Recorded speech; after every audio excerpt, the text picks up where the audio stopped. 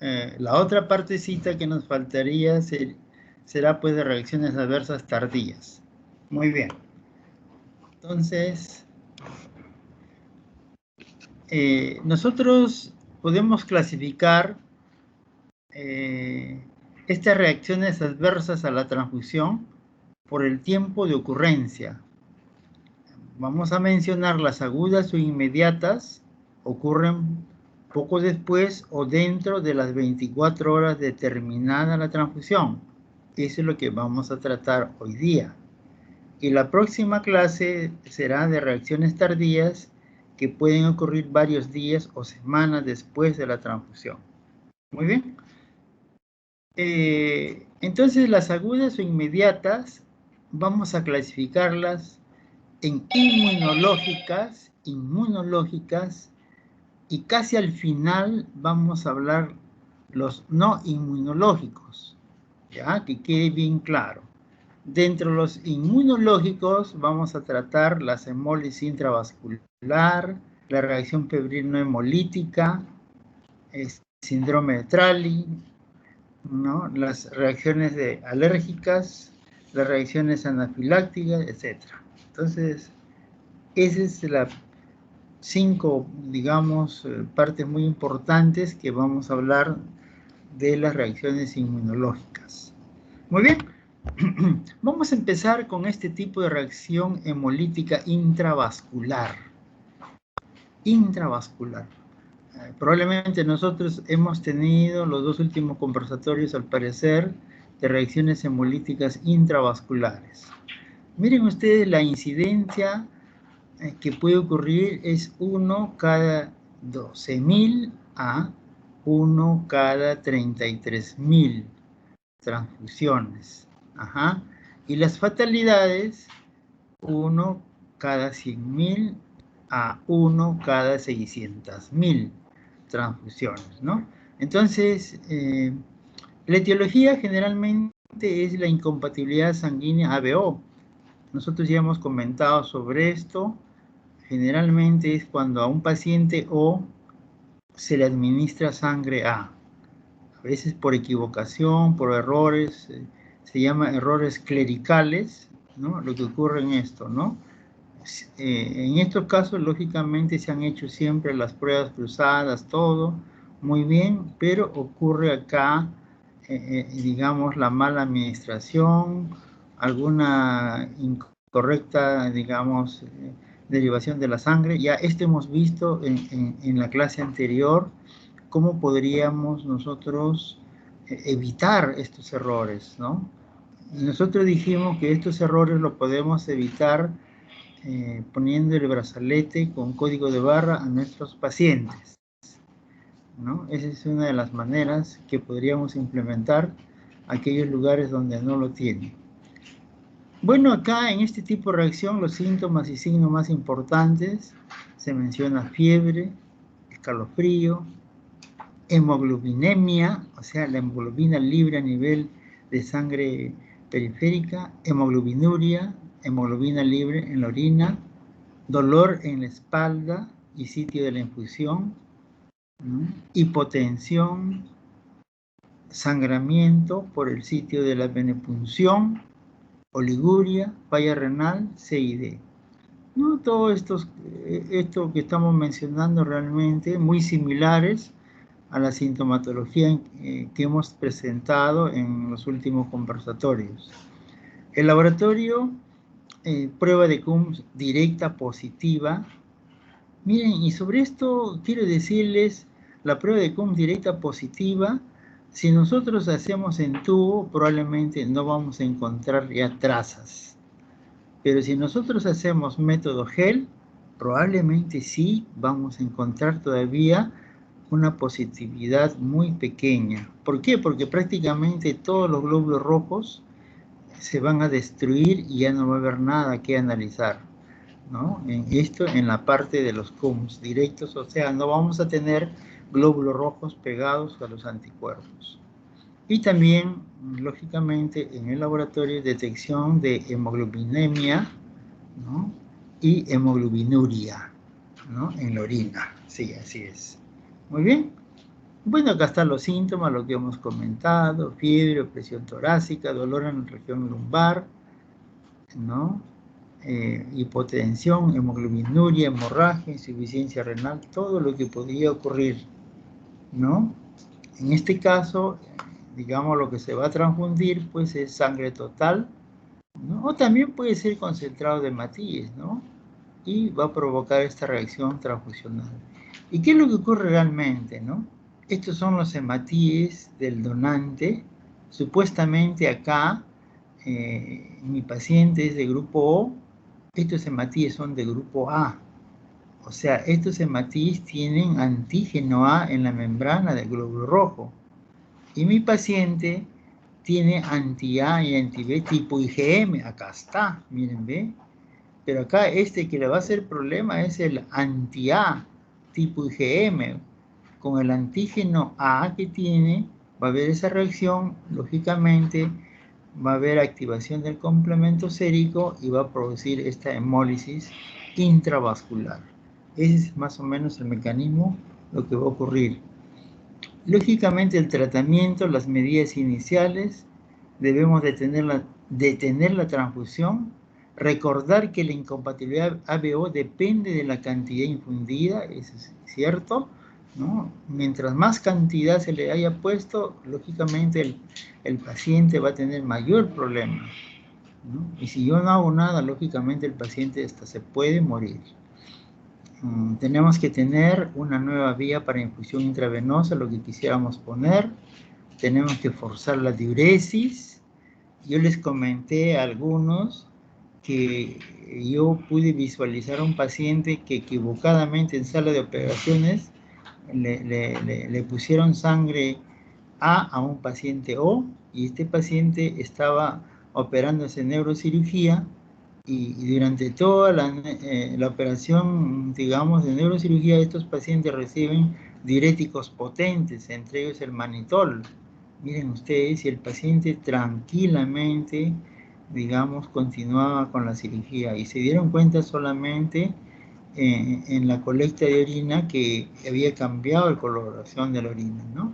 Entonces ya había hemoglobinuria en este caso, ¿no? Y el paciente, todo, digamos, la operación sin ningún problema. Lógicamente, al darse cuenta, tuvieron que anular esa transfusión inmediatamente, ¿no? Muy bien, tenemos que hacer de esto, suspender entonces la transfusión, ¿no? Revisar el grupo sanguíneo, el número de la donación en la bolsa de sangre, ¿no? De esa sangre que se está suspendiendo, el nombre del paciente, verificar si corresponde a esta sangre, el tipeaje y el resultado de las pruebas cruzadas en la etiqueta, tenemos que revisarlo, ¿no? Lógicamente también el grupo del paciente en la boleta. Todas estas cosas tenemos que hacer in situ del paciente. Enviar al banco de sangre 5 centímetros de sangre con EDTA, anticoagulante, más 5 centímetros de sangre sin anticoagulante, más la bolsa de sangre que estaba recibiendo, incluyendo el equipo de infusión, lógicamente sin aguja. Tomar muestras del brazo contrario al sitio de infusión para tener mejor la muestra del propio paciente. Esa es la intención, ¿no? Entonces, como dije, detener la transfusión, comprobar los registros administrativos, obtener nueva muestra de sangre del paciente, comprobar los nuevos grupos sanguíneos de la sangre del donante, así es, hacer pruebas microbiológicas de la unidad de sangre del donante, cultivo de la sangre del paciente,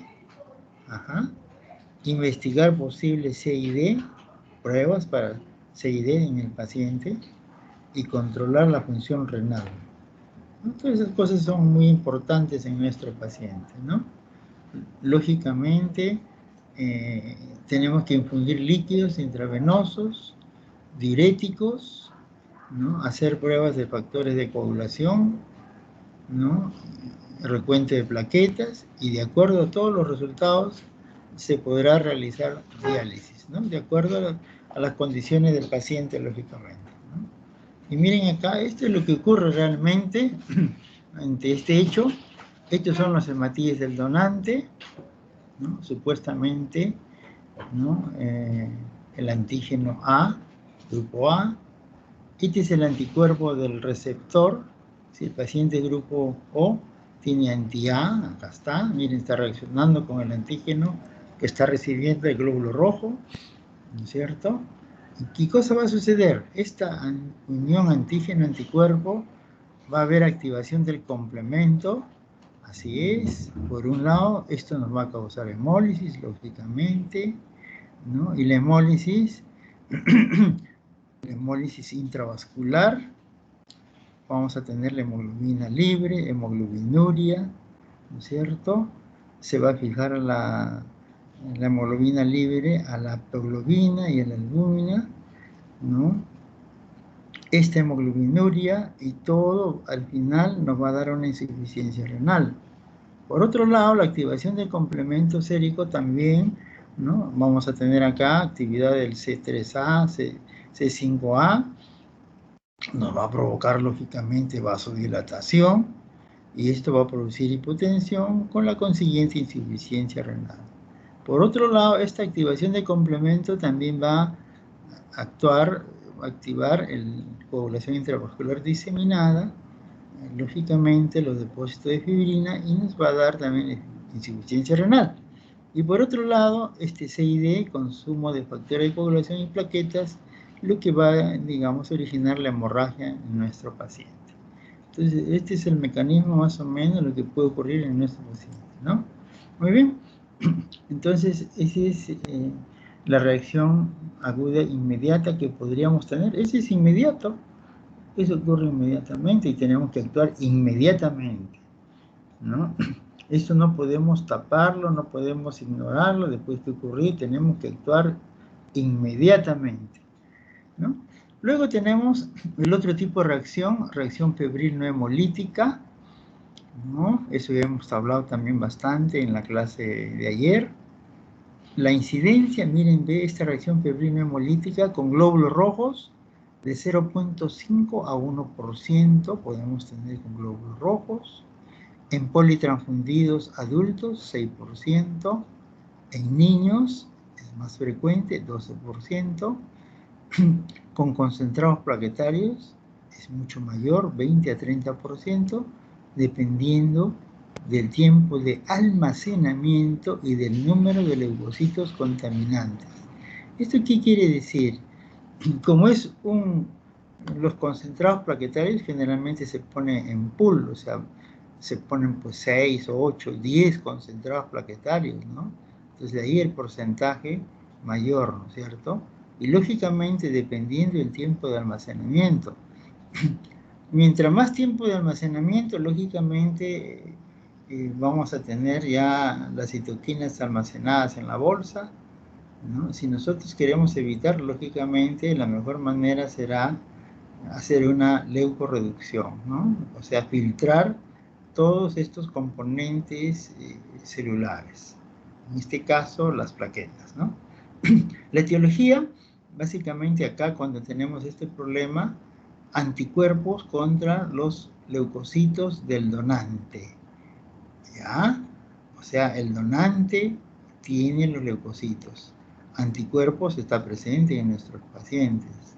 Y lógicamente también la acumulación de citoquinas en la bolsa, ¿no? Muy bien. Los síntomas y signos importantes, tenemos temblor, hipertermia, cefalea, malestar y vómitos. Aquí lo que llama más la atención cuando tenemos un caso de estos es el temblor, la hipertermia, ¿no? Son sintomatologías muy importantes que podemos notar en nuestro paciente. El laboratorio, lógicamente, investigar anticuerpos antileucocitos, ¿no? También investigar citoquinas, ¿no? Entonces, eso podemos hacer en laboratorio. La terapéutica, premedicación antipirética, así es, tenemos que dar una premedicación antipirética, y la leucodepresión. Para hacer la leucodepresión, nosotros tenemos que administrar este componente celular leucorreducido, en otras palabras, filtrados. Nosotros tenemos filtros especiales para leucorreducir la sangre y filtros especiales para leucorreducir las plaquetas. Son diferentes, cada uno tiene su indicación. Entonces nosotros podemos indicar. Ya nosotros habíamos comentado que con el tiempo nosotros vamos a utilizar, como ya se utiliza en otras partes del mundo, ¿no? La sangre, cuando se está donando, podemos retirar los leucocitos, hacer una leucorreducción antes que llegue la sangre a la bolsa, ¿no? Eso va a ser una cosa muy excelente, muy buena. Con esto vamos a poder evitar todo lo que estamos mencionando en este momento. Muy bien. Y esto es lo que ocurre, ¿no? Miren, yo les conté que hubo un caso de una paciente que le pusimos sangre y la paciente presentó pues fiebre, escalofríos. Y al día siguiente le hicieron las pruebas y tuvo brucelosis. Entonces, los familiares del paciente pensamos que nosotros le habíamos contaminado, ¿no?, con brucelosis en la sangre, porque apenas que le pusimos la sangre, al momento tuvo fiebre y escalofríos, ¿no? Entonces, eso no es así, porque si hubiera tenido contaminación de brucelosis al momento de la transfusión, miren, esto es lo que hubiera ocurrido, ¿no? Miren ustedes, la temperatura se hubiera elevado cada momento más y hubiera sido fatal para el paciente, ¿no?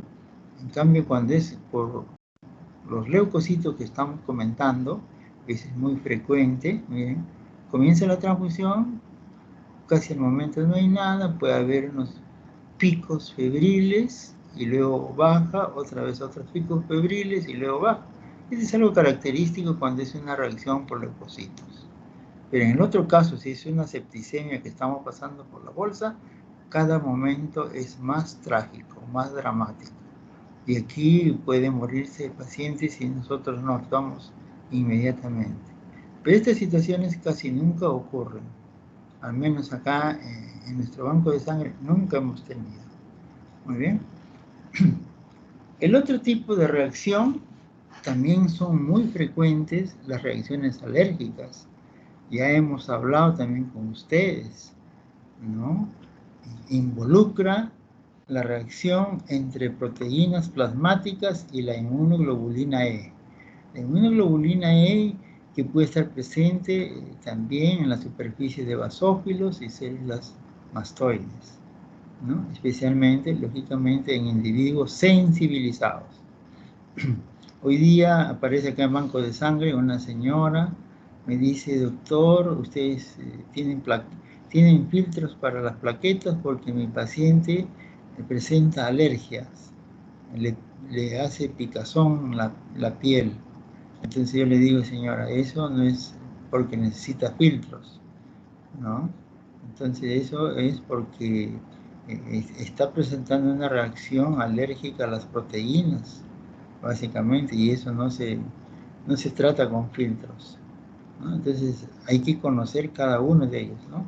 Los tipos que pueden presentar en este tipo de reacciones alérgicas, ¿no es cierto? La misma alérgica, anafiláctica y anafilactoide, ¿no? Estos son los tipos que podemos tener.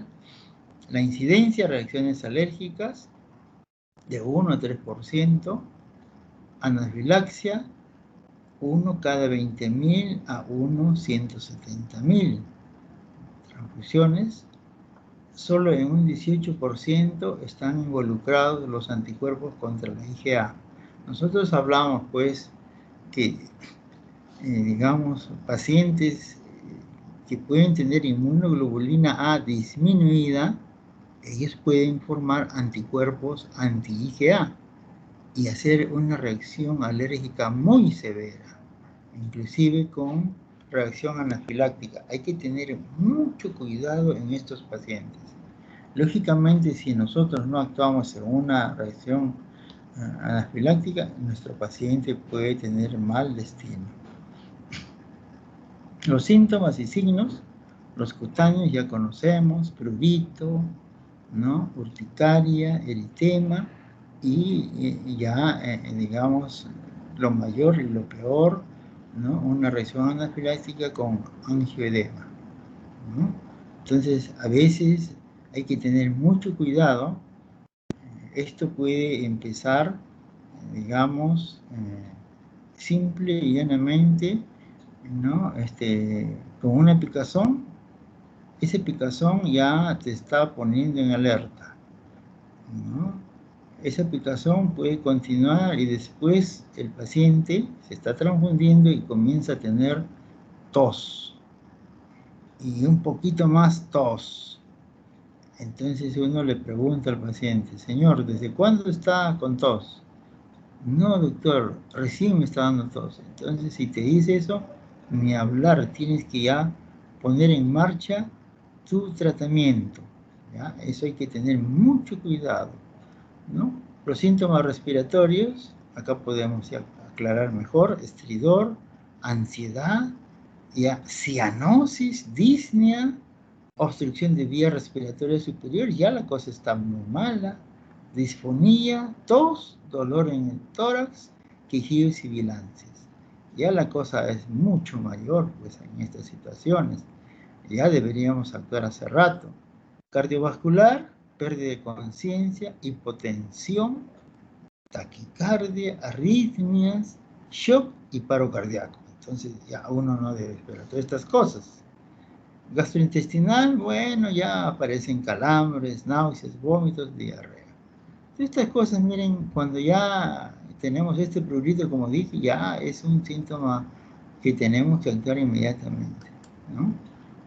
La reacción anafiláctica, paciente en estado de shock después de recibir una pequeña cantidad de sangre, ¿no? Prurito, exantema, ¿no? En estas reacciones alérgicas en el laboratorio, ya como hemos mencionado, podemos tener una inmunodeficiencia de inmunoglobulina A, altos títulos de IgA, ¿no es cierto? Podemos tener altos títulos de IgA, una anti-IgA, ¿sí? No hay ninguna indicación de pruebas post-transfusionales, ¿no? Lógicamente, para iniciar, digamos, la transfusión de ese componente, no hay ninguna indicación de pruebas post-transfusionales tampoco, ¿no? Hay que tener cuidado, hay que, digamos, si conocemos ya al paciente, ¿no? Tenemos que premedicar. El tratamiento, las reacciones alérgicas, disminuir la velocidad de infusión o detenerla hasta resolver la eventualidad, antihistamínicos, vía oral, intramuscular o endovenoso.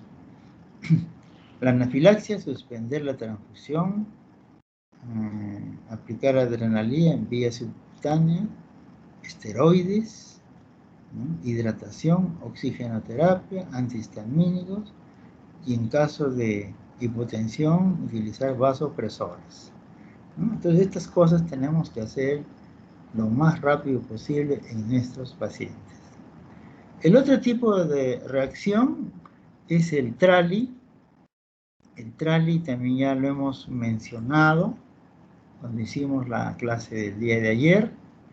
El TRALI, pues, que estas son siglas en inglés, lo que comentábamos, ¿no? Que quiere decir injuria pulmonar aguda a la transfusión, ¿no? La incidencia generalmente es de 1 cada 5.000 a 1 cada 190.000, ¿no? Entonces, esa es la incidencia. La etiología son los anticuerpos que va a tener nuestro receptor contra antígenos HLA, neutrófilos del receptor que generan aumento de la permeabilidad capilar, pulmonar, a nivel intersticial y alveolar, ¿no? Entonces, esa es la manera como se va a generar esta reacción. Miren, normalmente siempre ha habido formación de anticuerpos, ¿no es cierto?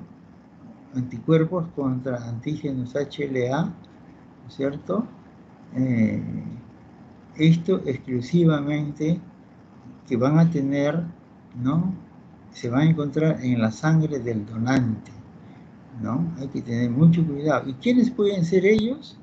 pueden ser donantes que han recibido transfusiones sanguíneas, o mujeres en general que han tenido gestaciones.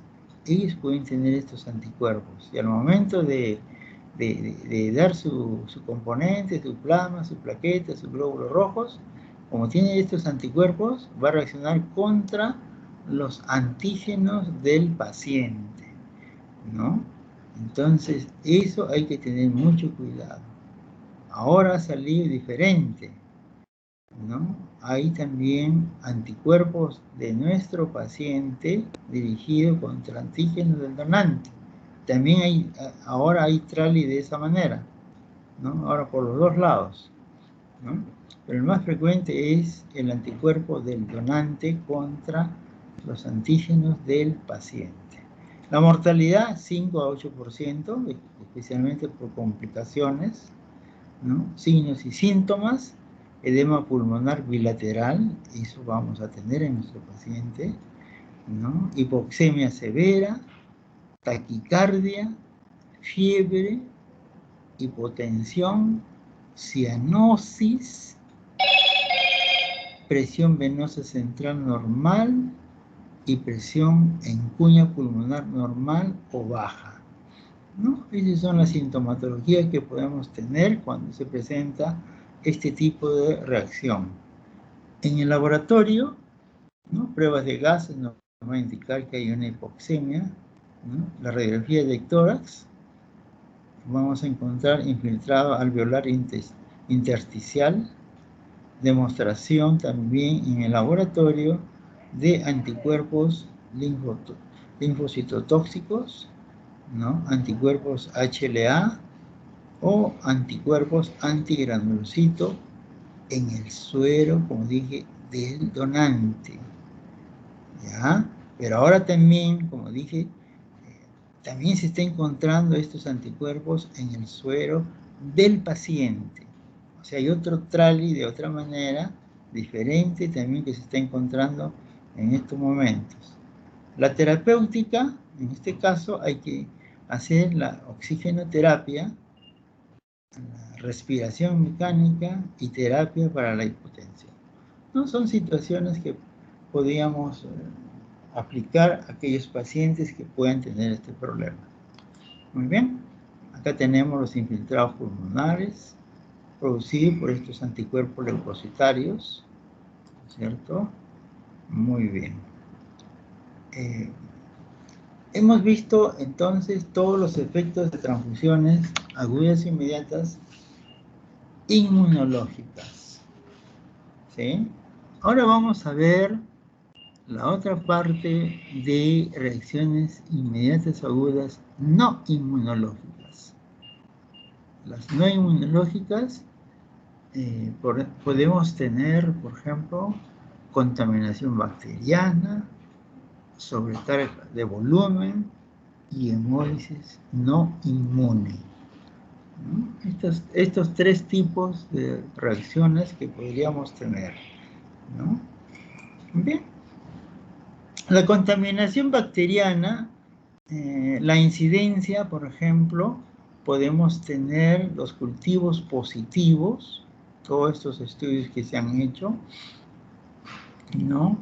En concentrados de glóbulos rojos, miren ustedes, podemos tener un 0,43%, en concentrados plaquetarios 0,35%, hasta el 5% podríamos tener, ¿no? Esa es la incidencia de mayor frecuencia, en otras palabras, ¿no?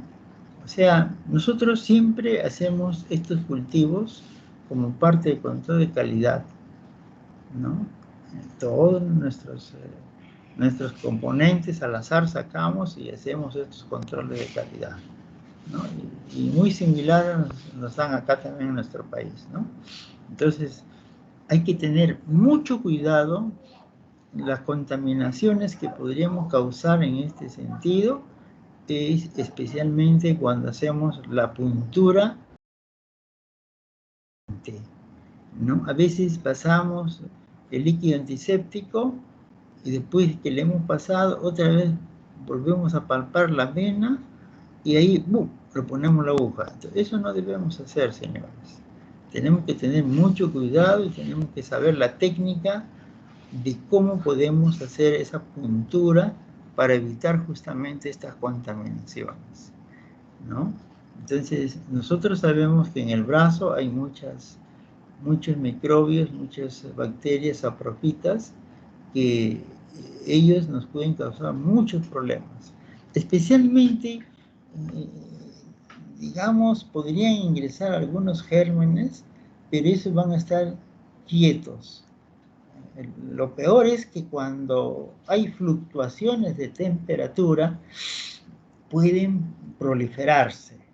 O sea, esto quiere decir que, por ejemplo, ingresa la sangre a una refrigeradora de banco de sangre que es de 20 a 24 grados, normalmente el ambiente, y luego ingresa a una máquina, ¿no? La conservadora misma de sangre, que es de 2 a 6 grados centígrados, baja más la temperatura, de ahí saco la unidad, ¿no es cierto? Por ejemplo, llevo a sala de operaciones, está 3, 4 horas, y luego quiero regresar al banco de sangre, y banco de sangre pasó 3, 4 horas, ya no lo recibimos. Entonces, esas fluctuaciones de temperatura, puede haber proliferación de gérmenes. Hay que tener mucho cuidado. Y nosotros cuando queremos transfundir 3, 4 unidades, piden de uno en uno, ¿no? Para eso está pues el personal auxiliar para que traslade estos hemocomponentes. Lógicamente en otros países pues esto se traslada por medio de tubos. Llegan en una forma automática con una presión, ¿no? Los empuja y llega al destino que se programa, ¿no? Ojalá que algún momento llegamos a tener también este transporte de estos componentes, ¿no? Muy bien, las reacciones entonces, miren ustedes estos cultivos que vamos a tener, las reacciones transfusionales, por ejemplo, en los concentrados globulares puede ser de 1 a 30.000 o de 1 a 1.000.000, ¿no? Estas reacciones transfusionales, ¿no? Es poco frecuente también, ¿no? Los concentrados plaquetarios de 1 a 1.500 o de 1 a 1.700, ¿no? Los concentrados plaquetarios, ¿no? Pero miren qué diferente las plaquetas obtenidas por aféresis, las plaquetaféresis, 1 cada 20.000, menos frecuente, ¿no? Porque acá solamente es un donante, y los concentrados plaquetarios son pues 6 o 8, 10 donantes, ¿no? Esa es la gran diferencia. ¿Ya? Lógicamente nosotros hemos hablado también, cuando hemos hablado de hemoterapia, los principios que hemos comentado, hemos hablado pues el segundo principio, que se debe indicar, ¿no?, lo que necesita nuestro paciente, pero ese componente tiene que tener la máxima concentración en un menor volumen. Eso debe ser bien recordado por ustedes, ¿no?, porque esa es la única manera para que no nos sucedan muchos problemas en estos pacientes. La mortalidad en los concentrados globulares, 71%, en los concentrados plaquetarios, 26%, ¿no? Entonces es mayor en glóbulos rojos. Los síntomas y signos, en primer lugar, escalofríos, ¿no?, náuseas, ¿no?, vómitos, fiebre, disnea, diarrea, shock, CID, ¿no? Entonces acá es inmediato es esto, ¿no? Hay que tener mucho cuidado, pero como dijimos, la incidencia es muy poquísima, ¿no? En el laboratorio, en el paciente, tenemos que hacer hemocultivo de todas maneras, y lo que se considere necesario para el manejo de la emergencia. Lógicamente tenemos que hacer pues todo lo que está disponible, lo que pudiera ocurrir con mi paciente, ¿no es cierto?, por este problema de contaminación. Y el componente, ¿no es cierto?, se debe estudiar, ¿no? Primero el aspecto, ¿no?, hacer un GRAM, hacer los cultivos, ¿no? Analizar los cambios bioquímicos que pueden tener este componente, ¿no? Determinación de las endotoxinas, ¿cierto? Hacer un estudio microbiológico minucioso, ¿no? El tratamiento, lógicamente, para la prevención tenemos que dar antibióticos y tratamiento anti-shock. Esto tenemos que ya emprender inmediatamente, porque si esto ocurre, pues estamos en una situación muy complicada, ¿no? La salud del paciente peligra en este caso, ¿no? Bueno, acá la septicemia, como hemos comentado, ¿no? Este es un medio de cultivo, ustedes están viendo, miren ustedes el crecimiento, ¿no? Lo que va a causar, los síntomas, ya han comentado, fiebre, escalofríos, hipotensión, y si yo no hago nada, lógicamente va a ocurrir lo peor, ¿no? A mí nunca me gusta hablar de esto, yo creo que ustedes igual no podemos hablar, ¿no? A veces esto es como una cosa que no debemos mencionar nosotros los médicos, pienso yo, porque esto es lo peor que va a ocurrir a nuestro paciente, ¿no? Podemos hablar de un destino fatal, pero hablarle de esta palabra debe ser, al menos yo no me siento bien, por respeto a las personas, por respeto a nuestros pacientes, ¿no? El otra, digamos, la otra reacción, miren ustedes, la sobrecarga circulatoria. Ya nosotros hemos hablado, hemos comentado con ustedes todo lo que, digamos, puede ocurrir, ¿cierto? Especialmente cuando nosotros no hemos indicado bien esos componentes. Hay que tener mucho cuidado en los pacientes ancianitos y en los pediátricos, ¿no? Los pediátricos son como los ancianitos y hay que tener mucho cuidado en ellos, ¿no? Vienen a ser casi lo mismo, ¿no? Entonces, en esta sobrecarga circulatoria tenemos que conocer su etiología, la transfusión rápida o exceso de componentes sanguíneos. A veces, pues, queremos salir rápido de nuestro trabajo y ponemos, pues, a mayor goteo y todo lo que nos puede ocasionar, ¿no? O cantidades excesivas. A veces hay colegas que piden, pues, un volumen en exceso. Cuando son pediátricos hay que saber, digamos, dosificar, es importante, ¿no? Yo les comenté que había un paciente ancianito que un día agarró, pues, la llavecita que se estaba transfundiendo y como vio que goteaba así, gotita, gotita, lentamente, él agarró y le dio un goteo más rápido. Entonces pensaba que no le iba a pasar nada. Bueno, terminó rápido. La gente que estaba ahí se sorprendió, ¿qué tan rápido? Pensaba que también le habían puesto más temprano o acabó rápido, ¿no? Entonces, pero el paciente se sentía bien. Bueno, terminó, se despidió, se fue a su casa, llega a su casa, al rato se siente mal el paciente, ¿no? Le faltaba aire, decía él. Inmediatamente los familiares lo traen a emergencia. ¿Qué había pasado? Edema pulmonar, ¿no? Por la sobrecarga circulatoria. Entonces, de ahí que nosotros tenemos que tener mucho cuidado en el goteo, en ancianitos y en los niñitos, en los pacientes pediátricos. No, los síntomas y signos más importantes acá va a ser, pues, la disnea, y lógicamente el paciente va a tomar esa posición de ortopnea.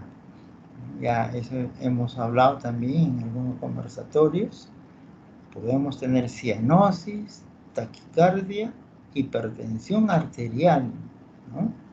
Edema pulmonar, arritmia cardíaca, ¿no? Eso es lo más importante que vamos a tener en la sintomatología en estos pacientes con una sobrecarga circulatoria. Los casos severos podemos tener cefalea intensa, convulsiones, hemorragia cerebral. Miren ustedes, hasta una hemorragia cerebral, sobre todo en pacientes con una anemia crónica, cuando la hemoglobina es menor de 4 gramos por ciento, ¿no? Entonces, todas estas cosas, pues, es importante para yo poder tener mucho cuidado en cuanto a la dosificación, ¿no? Entonces, ya esto también hemos hablado, la sobrecarga de líquidos, ¿no? Venas del cuello distendidas, congestión pulmonar, edema, ¿no? Son algunas de las sintomatologías de nuestro paciente. ¿Y cómo vamos a manejar y cuál será su tratamiento? Lógicamente, tenemos que suspender inmediatamente la transfusión o disminuir el goteo, ¿no? Entonces, podríamos hacer eso, ¿no? Oxigenoterapia, ¿no? Importante.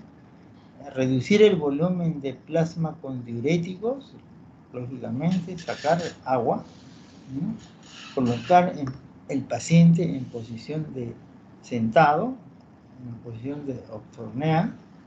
Si los síntomas continúan, repetir el uso de diuréticos, inclusive se puede realizar una flebotomía, ¿no? De 250 mililitros de sangre, podría ser una cantidad, ¿no? Son cosas que tenemos que hacer dependiendo cómo va evolucionando mi paciente, ¿no? Aquí, las hemólisis no inmunes, ¿no? Hay tipos de hemólisis no inmunes llamados pseudohemolíticas, así es.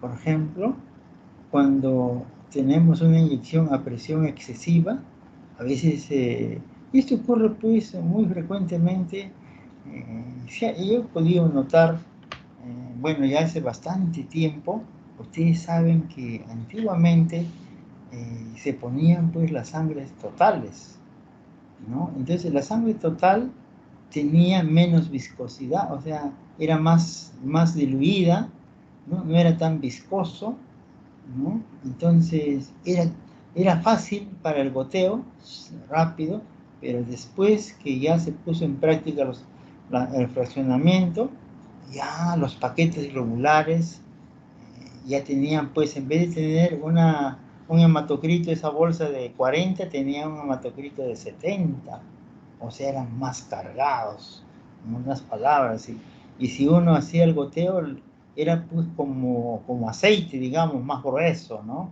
Más espeso. Entonces, al tener digamos, una inyección a presión, lógicamente eso se aprisionaba la sangre con las paredes de esa aguja, ¿no? Entonces podríamos ocurrir dándole lesiones a esa sangre, ¿no? Entonces teníamos que tener mucho cuidado, ¿no? La inyección a presión excesiva. La inyección también con agujas demasiado finas, ¿no? Hay que tener mucho cuidado porque las agujas demasiado finas también pueden, digamos, lesionar al glóbulo rojo. Miren al sobrecalentamiento de los glóbulos rojos del donante. Entonces, esto también es importante. Se supone, pues, que lo que sale del banco de sangre debe ser inmediatamente para ser transfundido. No es para que esté, pues, por ejemplo, sobre la cama del paciente o en sala de operaciones 3, 4 horas. No, debe salir solamente para transfundirse. Así es, señores, ¿no? Imagínense, el medio ambiente, etcétera, etcétera, puede dañar a los glóbulos rojos. Entonces, eso hay que tener mucho cuidado.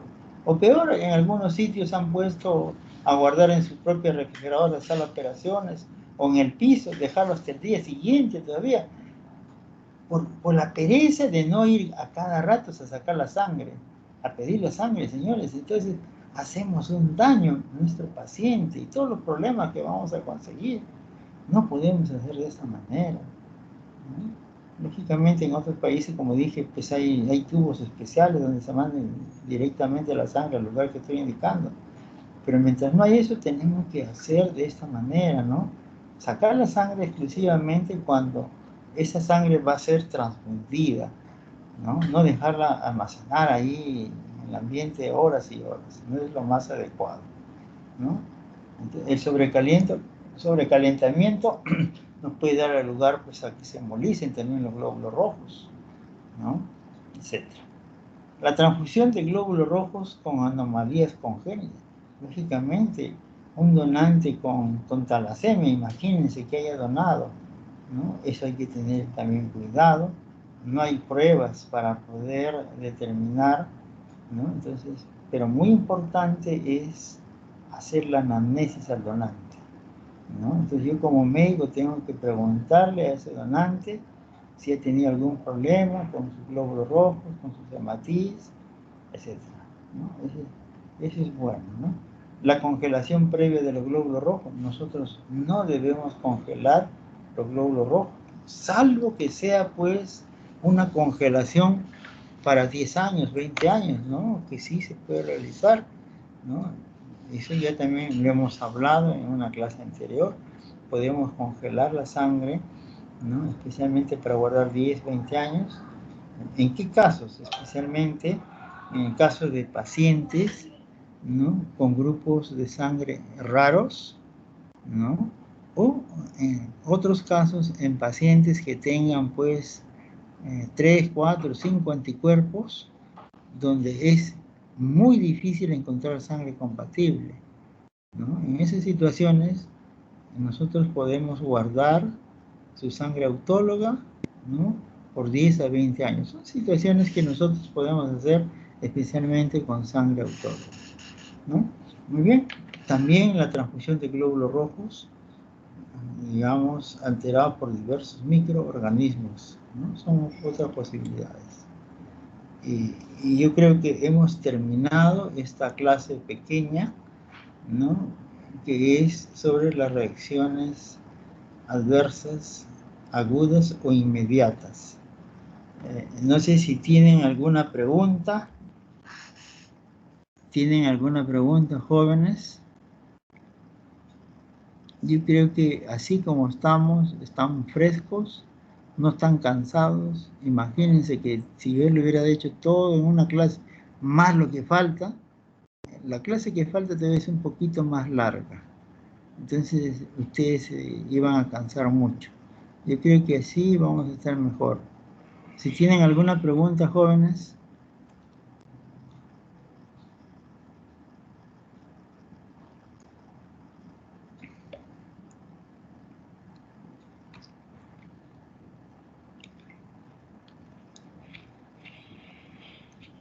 ¿No hay preguntas?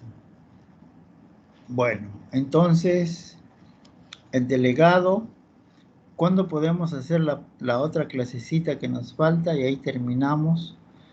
Yo no sé, ¿habrán hecho la clase de inmunomodulación, delegado? ¿Han hecho la clase de inmunomodulación?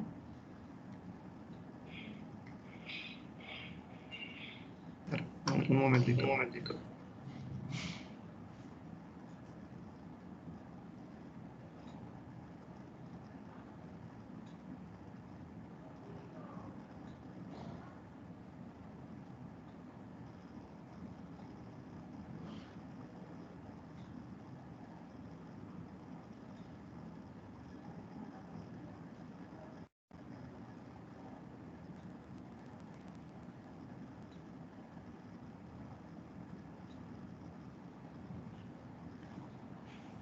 Ya. Esa clase, Bueno.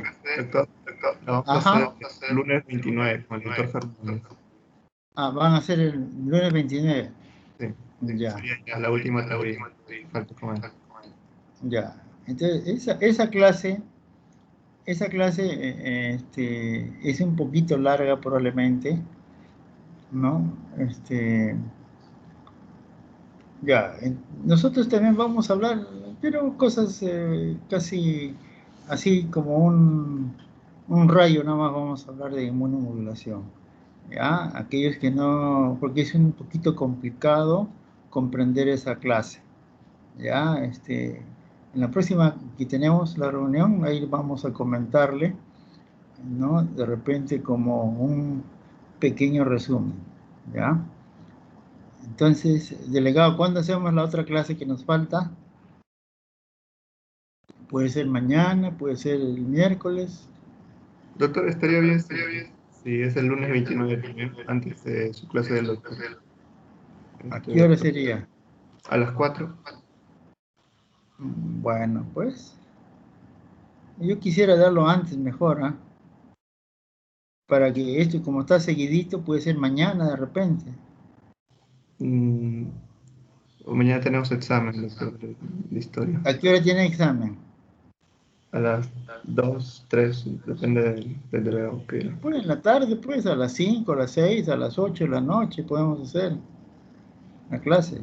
Para que esté seguidito, como hemos empezado ayer, hoy día y mañana. Seguidito para que puedan ser mejor. Ya, ¿Ah? doctor.